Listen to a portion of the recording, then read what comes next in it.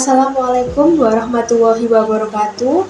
Perkenalkan, nama saya Binta Ilmiah Marani dari Program Studi Pendidikan Bahasa dan Sastra Indonesia kelas B angkatan tahun 2020. Baik, kali ini saya akan memaparkan sebuah materi tentang penyuntingan media cetak dari mata kuliah Penyuntingan Bahasa dengan dosen pengampu Ibu Kristanti Novalia Santosa.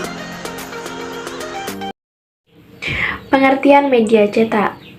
Pengertian media cetak bagi masyarakat masih dipahami secara sempit karena banyak yang beranggapan bahwa media cetak sama dengan surat kabar atau majalah. Padahal jika diuraikan maknanya secara mendalam, media cetak tidak terbatas pada dua jenis media itu saja. Secara harfiah, pengertian media cetak bisa diartikan sebagai sebuah media penyampaian informasi yang memiliki manfaat dan terkait dengan kepentingan rakyat banyak. Jenis-jenis media cetak. 1. Nawala atau newsletter. Tulisan-tulisan yang dimuat pada nawala atau newsletter biasanya lebih pendek. Kalimat yang digunakan lebih ringkas dan langsung ke pokok masalah yang ingin disampaikan. Bentuk nawala atau newsletter merupakan bentuk yang paling sederhana dibandingkan dengan media cetak lainnya. Pada umumnya menggunakan kertas HVS. 2. Surat kabar. Dibandingkan nawala, bentuk surat kabar lebih rumit dan kompleks.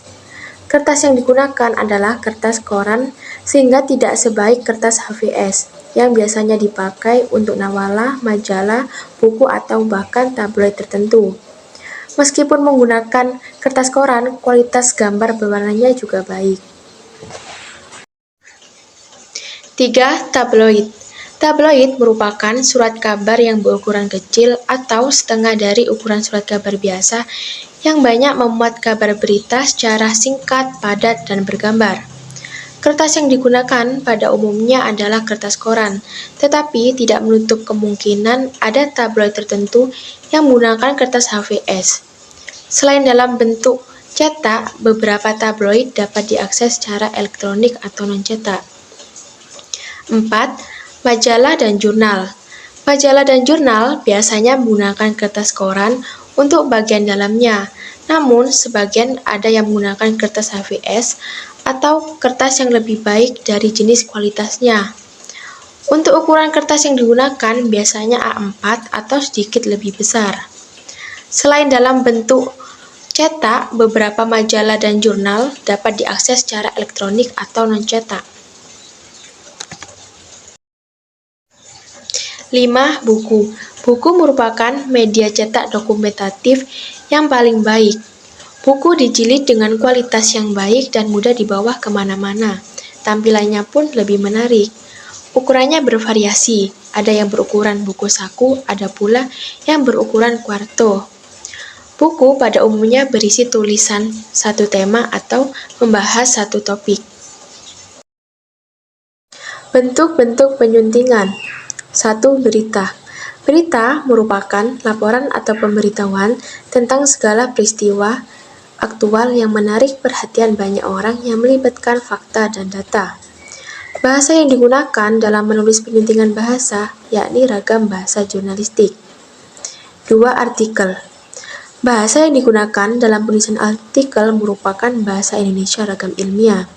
Secara khusus, penyuntingan bahasa ilmiah pada artikel, terutama yang dimuat pada jurnal ilmiah, dipilah menjadi 4 aspek, yakni pertama, penyuntingan isi, 2. Penyuntingan bahasa, 3. Penyuntingan format, dan yang keempat, penyuntingan naskah pracetak. 3. Fiksi. Karya fiksi memiliki kekhasan sendiri yang berbeda dengan tulisan lain. Penyuntingan karya fiksi biasanya dilakukan oleh penerbit, baik surat kabar, majalah, terutama bukan majalah atau jurnal ilmiah, maupun yang berbentuk buku. Penerbit melalui penyuntingan melakukan penyuntingan terhadap naskah yang akan dimuat dan diterbitkan. Visi yang baik dapat dilihat dari 5 aspek, yakni pertama, kebaruan, 2. Orisinalitas, 3. Kedalaman, 4. Kompleksitas, serta kelima, kepanduan. 4. Buku.